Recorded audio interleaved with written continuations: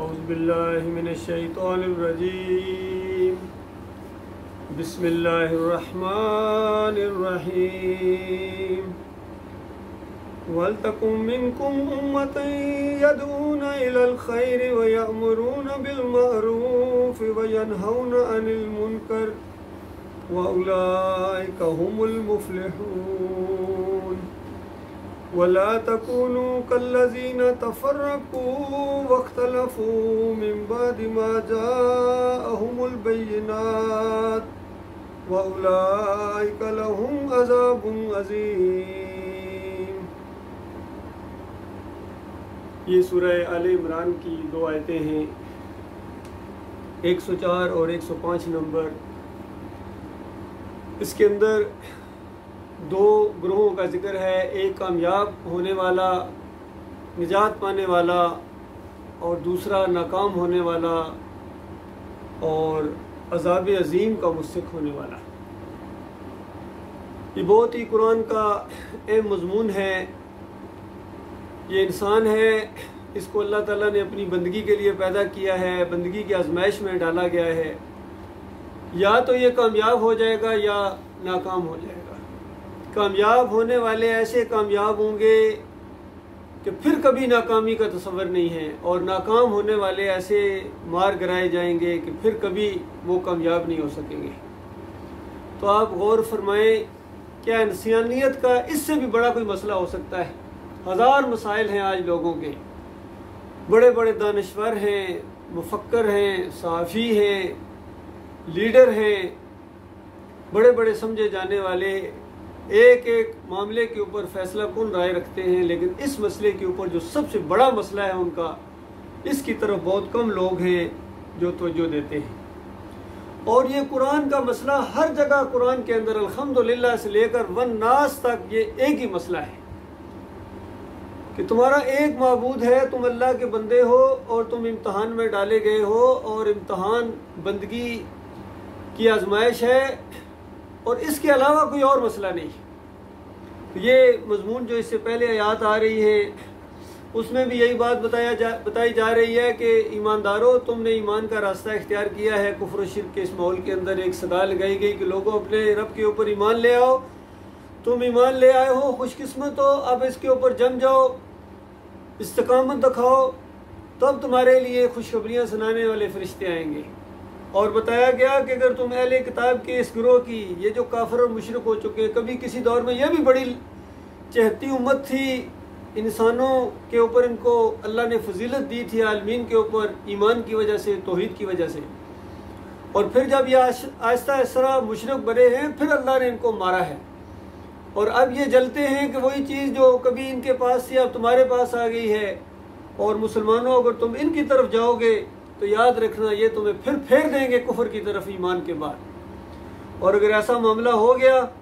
جب کہ تمہیں اللہ کی آیات سنائی جا رہی ہیں، قرآن کے ذریعے تمہیں نصیحت کی جا رہی ہے، تو اس کے بعد پھر جو ہے تمہاری بڑی بربادی ہوگی۔ اور بتایا گیا کہ اللہ سے ڈرو، جس طرح ڈرنے کا حق ہے، تمہیں موت نہ آئے مگر اس حال میں کہ تم مسلم ہو، یعنی فرما برداری کی حالت میں اللہ کے فرما بردار بنو۔ اور یہ کسی پر احسان نہیں ہوگا، نہ دین اسلام پر، نہ کسی جماعت پر، نہ اللہ پر۔ اگر تم اللہ کے فرما بردار بنو گے تو سمجھو کہ اللہ کا تمہارے اوپر احسان ہوا ہے۔ تو اس طریقے سے بتایا گیا تم سب مل کر اللہ کی رسی کو مضبوطی کے ساتھ پکڑ لو اور تفرقے میں نہ پڑو، تفرقہ بازی نہ کرنا۔ اس سے پہلے قومیں تفرقہ بازی کی وجہ سے برباد ہوئی ہیں، مسلمانوں تم نے یہ معاملہ نہیں کرنا ہے، اور اللہ کے اس احسان کو یاد کرو جو اس نے تم پر کیا ہے کہ تم ایک دوسرے کے دشمن تھے۔ اس سے پہلے تمہارا کیا حال تھا؟ اوس اور خزرج کے دو قبیلے تھے، دشمنیاں ان کی چلتی تھی سالوں سال، اور کتنے لوگ مارے جاتے تھے، نفرتیں تھیں ان کے اندر۔ آج ہماری قوم کی جو مختلف جماعتیں ہیں، گروہ ہیں، ان کی نفرتیں کیا ہوں گی؟ وہاں اس سے زیادہ نفرتیں تھیں آپس میں۔ تو اللہ تعالیٰ نے وہ احسان یاد دلایا کہ دیکھو کس طرح تم ایک دوسرے کے دشمن تھے، اللہ نے تمہارے دل آپس میں جوڑ دیے، اور یہ دل جو جڑے ہیں یہ ایمان کی وجہ سے جڑے ہیں، توحید کی وجہ سے جڑے ہیں، اللہ کی وجہ سے جڑے ہیں۔ دوسری جگہ نبی علیہ السلام کو کہا گیا کہ اگر روئے زمین کی دولت آپ خرچ کرتے تو ان کے دل آپس میں نہیں جوڑ سکتے تھے، ان کے دل جو جڑے ہیں مالک فرماتا میری وجہ سے جڑے ہیں۔ اور کہیں مالک فرماتا ہے کہ جو میری وجہ سے اے نبی آپ کے پاس آ کر بیٹھتے ہیں اور اللہ کو یاد کرتے ہیں صبح شام اور اپنے مالک کے اس طرح وفادار اور مخلص بندے دیکھنا، ان کے پاس بیٹھا کرو، یہ تمہارا اصل سرمایہ ہے۔ کہیں ایسا نہ ہو کہ ان کو ذرا کم توجہ دو اور اس کے بعد جو ہے یہ ناراض ہو جائیں، کہیں ایسا معاملہ نہ ہو۔ یہ اللہ کے ہاں بہت بڑے ان کی قدر ہے، ان کا مقام ہے جو اللہ پر ایمان لائیں۔ تو بتایا گیا کہ اس سے پہلے تم بربادی کے کنارے تھے، گویا جہنم کے کنارے کھڑے تھے، کہ تمہاری موت آتی اور جہنم کے اندر تم گرتے جاتے ہو جو آبائی دین کے اوپر تھے۔ تمہارا کیا جو اس وقت رویہ تھا، تمہارے عقائد کیا تھے، تو اللہ تعالیٰ نے کس طرح تمہیں اس سے بچایا ہے، اور اللہ تعالیٰ اس طرح اپنی نشانیاں کھول کھول کر تمہارے سامنے لاتا ہے تاکہ تم صراط مستقیم کو پا جاؤ، صراط مستقیم تمہیں نظر آئے۔ فرمایا ان آیتوں کے اندر جو بھی میں نے آپ کے سامنے تلاوت کی ہے کہ تم میں ضرور کچھ ایسے لوگ ہونے چاہیے جو نیکی کی طرف بلائیں، بھلائی کا حکم دیں اور برائیوں سے روکتے رہیں، نیکی کی طرف بلائیں، ایمان کی طرف بلائیں، خیر کی طرف بلائیں۔ جب پوری دنیا کفر و شرک کے اندر ڈوبی ہوئی ہو، شیطان کے شکنجے کے اندر آئی ہوئی ہو، اس وقت نکالنے کے لیے ایک انقلابی دعوت اٹھتی ہے، یہ ہے توحید کی دعوت، ایمان کی دعوت کے سر پھرو، تمہارے سارے مسائل کا علاج اس کے اندر ہے کہ تم اللہ کے بندے بن جاؤ۔ یہ علاج ہے تمہاری ساری مصیبتوں کا جو دنیا کی حد تک ہیں یا آخرت میں تمہارے ساتھ جو تمہیں آگ لگنے والی ہے اس سے بچنے کا اب صرف ایک ہی طریقہ ہے کہ تم اللہ کے بندے بن جاؤ، اور اس کے ساتھ کہ ما لکم من الہ غیرہ،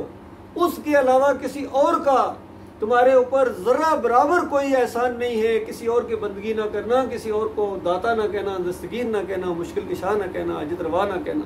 کسی کو اللہ کا بیٹا نہ، نور کا ٹکڑا نہ ماننا، کسی اور کے رکوع اور سجدے نہ ثابت کرتے رہنا، کسی اور کے اگر تم بندے بن گئے تو اس کے بعد پھر تمہیں وہ مار پڑے گی۔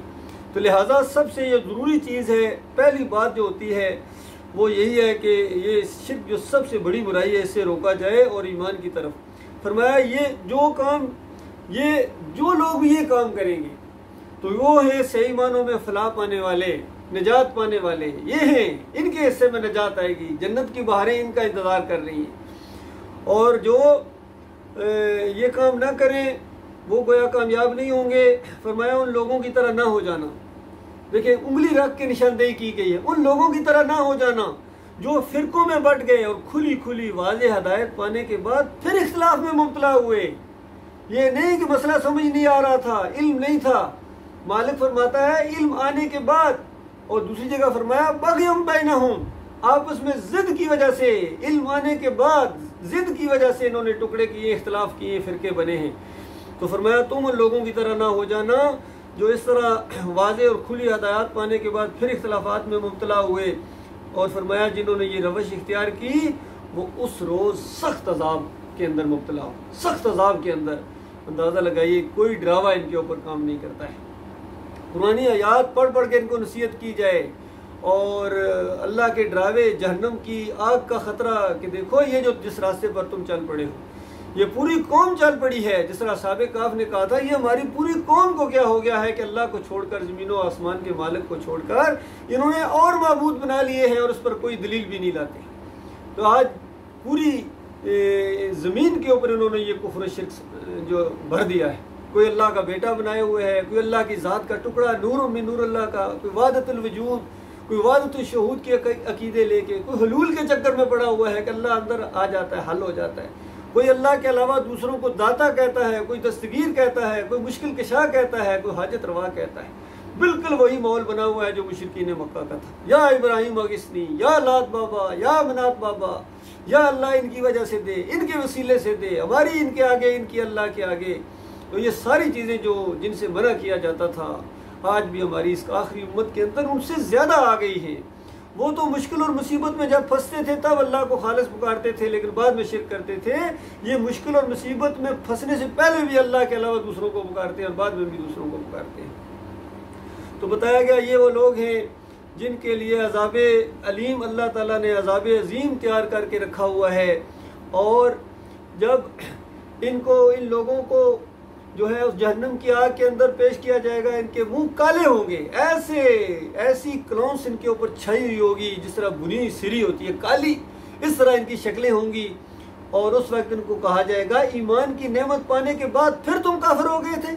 ایمان کو سمجھ بھی گئے تھے، یہ نہیں کہ تمہیں ایمان کی بات سمجھ میں نہیں آئی تھی، تمہارے سامنے کھول کھول کے توحید بیان کی گئی تھی، کھول کھول کے رد شرک کیا گیا تھا، طاغوت کی نشاندہی کی گئی تھی، نام لیے گئے تھے، ان کی کتابوں کے حوالے دیے گئے تھے کہ یہ ان کی کتابیں ہیں، انہوں نے کفر و شرک پھیلایا ہے، یہ اللہ کی کتاب کو جٹلا کر مرے ہیں، اس طرح یہ کر کے بتایا گیا تھا، سب کچھ بتا دیا گیا تھا۔ اس کے بعد تم نے آپس میں ضد کی وجہ سے یہ جو اختلافات کیے، پھر تم شرک کے اندر مبتلا ہو گئے ہو، اب ان کے چہرے کالے ہوں گے اور ان کو کہا جائے گا اور یہ جو تم نے کفران نعمت کی ہے یہ کفران نعمت ہے، یہ ناشکری کی ہے ایمان کی، ایمان کے ساتھ غدر کیا ہے، غداری کیا تم نے، غدارو، اب اس کی وجہ سے یہ عذاب جہنم کے مزے چکھو۔ اور فرمایا دوسرے وہ جو ایمان کے اوپر دیکھیے ساتھ ساتھ مالک کی دعوت چلاتا ہے، جنتیوں کا ذکر ہو رہا ہے، جہنمیوں کا ذکر ہو رہا ہے، جنتیوں کی جو خوبیاں بیان کی جا رہے ہیں، ان کے عقیدے بیان کیے جا رہے ہیں، جہنمیوں کی جو غلطیاں تھیں وہ ساتھ ساتھ بیان کی جا رہی ہیں۔ پھر بھی انسان کہے کہ کوئی سمجھ نہیں آتی ہے کون سچا ہے کون جھوٹا ہے، یہ اللہ کی کتاب کھول کھول کر یہ مسئلہ بیان کرتی ہے۔ یہ جہنمیوں کا ذکر کیا، اب دیکھو فرمایا جن کے چہرے روشن ہوں گے، ذرا ان کا حال دیکھو، ایسے ہوں گے کہ ان کے اوپر اللہ تعالیٰ کی رحمت ہوگی اور ان کو اللہ کی رحمت میں جگہ ملے گی، ہمیشہ ایسی حالت میں رہیں گے۔ یہ اللہ کے ارشادات ہیں جو ہم تمہیں ٹھیک ٹھیک سنا رہے ہیں، دیکھیے ٹھیک ٹھیک واضح اللہ کے آیات تمہارے سامنے آ رہی، کھول کھول کے بیان کیا جا رہا ہے، یہ شرک ہے، یہ کفر ہے اور یہ فرقہ بندی ہے، یہ مسلک پرستی ہے، یہ اللہ کے علاوہ دوسروں کی پکارے ہیں، یہ نظر و نیاز ہے 11ویں کی شکل میں ہو یا 12ویں کی، کیک کاٹے جائیں گے ابھی اگلے مہینے سے۔ اور اس کے بعد یہ 10 محرم کو یہ کیا قوم کرتی ہے، گھوڑے کی پوجا کرتی ہے، سبیلیں لگاتی ہے اور سمجھتی ہے یہ ہم بڑے مزے سے یہ دینداری کے روپ میں آئے ہیں۔ تو اللہ کی کتاب اس کو 4 جگہ قرآن کے اندر اس غیر اللہ کی نظر و نیاز کو، چاہے یہ 12ویں کے کیک ہوں، چاہے یہ 11ویں کی بریانی کی دیگیں ہوں، اور چاہے یہ محرم کے شربت ہوں اور مٹھائی اور شیرینی ہو، اور اس کے بعد یہ حلیم کوٹے جائیں، یا یہ چادریں چڑھانا ہوں، عرس اور میلے ہوں، بکرے اور چھترے ہوں، ان سب کو اللہ تعالیٰ 4 جگہ ایک ہی ترتیب کے ساتھ فرمایا انما حرم علیکم المیتۃ والدم ولحم الخنزیر وما اہل بہ لغیر اللہ، کہ تمہارے اوپر حرام قرار دے دیا گیا ہے، یہ مردار ہے اور یہ لہو ہے بہتا ہوا اور یہ خنزیر کا گوشت ہے، اور ہر وہ چیز جو اللہ کے علاوہ کسی اور کی نام کی منسوب کر دی جائے۔ یہ ساری 11ویں 12ویں اور یہ 10 محرم کے یہ چیزیں اور کنڈے سارے اسی کہتے ہیں ہم تو بسم اللہ کر کے پیتے ہیں، بسم اللہ کر کے کھا لیتے ہو، اللہ کے بندو حرام چیز کو تم بسم اللہ کر کے کھاؤ گے تو کیسے حلال ہو جائے گی؟ یہ معاملہ ہے ان کا، ان کے مولوی ان کو کہتے ہیں بسم اللہ پڑھ کے کھا لیا کرو، اللہ کا نام لے کے، اللہ کے پہلے وہ حرام ہو چکی ہے، اب اس میں جو ہزار تم اللہ کا نام لو اب حلال نہیں ہو سکتی ہے۔ تو اس طریقے سے بتایا کہ اب ان کا جو عذاب کے اندر یہ رہیں گے اسی شرک اور کفر کی وجہ سے ہمیشہ اس کے اندر رہیں گے، اور ذرا برابر ان کو وہاں مہلت نہیں دی جائے گی توبہ کرنے کی۔ تو فرمایا یہ دنیا میں پھر مسلمانوں کو دیکھیں بتایا گیا کہ اب دنیا میں تم بہترین گروہ، تعداد بہت تھوڑی ہے، آج تعداد کے چکر مسلمانوں کو کہا جا رہا ہے کہ تم بہترین گروہ ہو زمین کے اوپر، جو ہدایت اور انسانوں کی اصلاح کے لیے تم نکالے گئے ہو، میدان میں لایا گیا تمہیں۔ یہ صحابہ کرام کی طرف اشارہ تھا، صحابہ کرام کس طرح ان کو ایک ماڈل اور نمونے کے طور پر انسانیت کی اصلاح کے لیے، صراط مستقیم دکھانے کے لیے میدان میں لایا گیا تھا، اور کہا گیا کہ ان کی طرح ایمان لاؤ تب تم مومن ہو، تب تمہارا ایمان خالص ہے، اور اگر ان کی طرح نہیں لاتے ہو تو اس کے بعد تمہارا ایمان نہیں ہے۔ تو اللہ کے بندو آج بھی یہی معاملہ ہے، کتنے مسلک ہیں، کتنے گروہ ہیں، کس کس کو سمجھایا جائے، کوئی بات سننے کے لیے تیار نہیں۔ کون ہے صحابہ اکرام کی طرح گروہ بتاؤ؟ آج دیوبندیوں کے پاس جاؤ، یہ ہے نبی علیہ السلام واسطہ وسیلہ ہے اور قبر میں زندہ ہے، سنتے ہیں، دیکھتے ہیں، پہچانتے ہیں۔ بریلویوں کے پاس جاؤ، نبی علیہ السلام نور اللہ، نور کے ٹکڑے ہیں، اور ان کے بڑے سارے چاہے مجدد الثانی ہو، اشرف الثانی، سارے کے سارے یہی عقیدے ہیں، شاہ ولی اللہ، سارے بڑے بڑے ان کے کابرین ہیں۔ اسی طرح اللہ کی کتاب کو پسے پوئی ڈال کر انہوں نے اپنے یہ عقائد گڑے ہیں۔ اہل حدیثوں کے پاس جاؤ، ساری رات مناظرے کریں گے، مردے سنتے ہیں، اندازہ لگائیے، کہتے ہیں کافر و مشرک بھی جو مردے ہیں وہ سارے سنتے ہیں، اور اللہ کی کتاب کہ انک لا تسمع الموتیٰ، تم مردوں کو نہیں سنا سکتے۔ بتاؤ وہ کون سے مردے ہیں جن کو اللہ کہہ رہے نہیں سنتے ہیں؟ بریلویوں کے مردے سنتے، دیوبندیوں کے مردے سنتے، اہل حدیثوں کے مردے سنتے، سلفیوں کے مردے سنتے، حنبلیوں کے مردے سنتے، ان سب کے مردے سنتے ہیں، کیونکہ ان کے امام نے جو کہہ دیا کہ روح واپس آتی ہے، احمد ابن حنبل نے، اسی کو پھر عقیدے کو، اس مشرکانہ عقیدے کو آگے بڑھایا ہے۔ ابن تیمیہ نے، ابن قیم نے، ابن حجر عسقلانی نے، آج سارے مسلک کسی عقیدے کے اوپر ہیں، اور یہ عقیدہ یہ شرک کی جڑ ہے۔ آج اگر کسی کو معلوم ہو جائے میں جس کو پکارتا ہوں وہ نہیں سنتا ہے تو بتا کون پکارے گا؟ کوئی بھی نہیں پکارے گا۔ اسی لیے تو یہ شعر پڑھتے ہیں، ہم پکارے یہاں آقا سنے مدینے میں، ایسی سماعت پہ لاکھوں سلام، ایسی سماعت۔ اللہ کے بندو ایسی سماعت نہیں ہے ان کی، یہ سماعت صرف اللہ کی ہے، جہاں سے پکارو، جس حال میں پکارو، اندھیرے میں پکارو، روشنی میں پکارو، اونچا پکارو یا چپکے چپکے دل کے اندر پکارو، وہ سننے والی ذات ہے، اللہ کی ذات ہے۔ اور یہ کسی اور کے بارے میں اگر کہا تو یہ شرک کی بات ہے۔ اس طریقے سے میرے بھائیوں بتایا گیا کہ اب تم وہ بہترین گروہ ہو جو میدان میں لائے گئے ہو اور لوگوں کی ہدایت کے لیے، تو ان کے لیے کامیابی ہے۔ یہ بات اگر دل کے اندر بیٹھ جائے، یہ دعوت جو اٹھی ہے توحید کی دعوت، رد شرک کی دعوت، ایمان خالص کی دعوت، اور اس کے اوپر قائم رہنا اور استقامت دکھانا، کیونکہ بڑے بڑے آتے ہیں استقامت نہیں دکھاتے ہیں، اس بات کے ساتھ ان کو وہ لگاؤ نہیں ہوتا ہے، اس کو نمبر 1 مسئلہ اپنی زندگی کے نہیں مانتے ہیں، بس پارشل یا بالکل پارٹ ٹائم کے لیے تھوڑے بہت کنارے پر کھڑے ہو کے اللہ کی عبادت کرتے ہیں، بندگی کرتے ہیں۔ اللہ کے بندوں پورے کے پورے داخل ہو جاؤ، آ جاؤ دین اسلام کے اندر، یہی، اور شکر ادا کرو اللہ تعالیٰ کا، اور اس کے بعد اللہ تمہارے ساتھ ہوگا، اور اللہ جس کے ساتھ ہو اس کو کوئی مغلوب نہیں کر سکتا ہے۔ یہ دعوت اٹھنی چاہیے ہر قوم کے اندر، چاہے تم ایسی قوم کے اندر ہو جو غلامی کی زنجیروں کے اندر جکڑی ہوئی ہے، جس طرح ہمارے انڈیا کے اندر ہمارے بھائی ہیں، تو ان کی دعوت اٹھاؤ، انقلابی دعوت اٹھاؤ اللہ کے بندو، جس طرح بنی اسرائیل کے اندر یہ دعوت اٹھائی گئی تھی۔ اور چاہے ہمارے پاکستان کے اندر ہوں، وہ بھی غلامی کی زندگی بسر کر رہے ہیں، صرف آقا بدلی ہوتے ہیں، ان کے لیے بھی مسئلہ یہ ہے، 1000 مسائل ان کے، اور سارے مسئلوں کا حل یہ ہے کہ وہی الہکم الہ واحد لا الہ الا هو الرحمن کی دعوت جب تک نہیں اٹھے گی کہ لوگوں تمہارا ایک مالک ہے، اس کے ساتھ جو ہے ایمان کا جو ہے وہ ایک جو معیار ہے وہ قائم کرو، اس کے تقاضے پورے کرو، اور اس کے بعد دیکھنا اللہ تعالیٰ تمہیں کس طرح دنیا کے اندر بھی عزت دے گا، تمہارے سارے مسائل چٹکیوں میں حل ہو جائیں گے، یقین کیجیے، اور پوری دنیا تک یہ دعوت پھیلے، ماڈل بنو ان کے لیے، کہ نمونہ بننے کی کوشش کرو۔ باقی اگر تم خود نمونہ نہیں بنو گے تو کون تمہاری طرف آئے گا میرے بھائیو؟ آج پوری دنیا میں ان کی ذلت اور خواری جو مسلمانوں کی بنی ہے اسی شرک کی وجہ سے ہے، کوئی ظالم اس کی طرف توجہ نہیں دلاتا ہے۔ بڑے بڑے لیڈر آتے ہیں، بڑے بڑے ان کو بیان دینے کے موقع ملتے ہیں، اجتماعات ہوتے ہیں، کوئی کسی بڑے پلیٹ فارم سے یہ آواز نہیں ہم سنتے ہیں،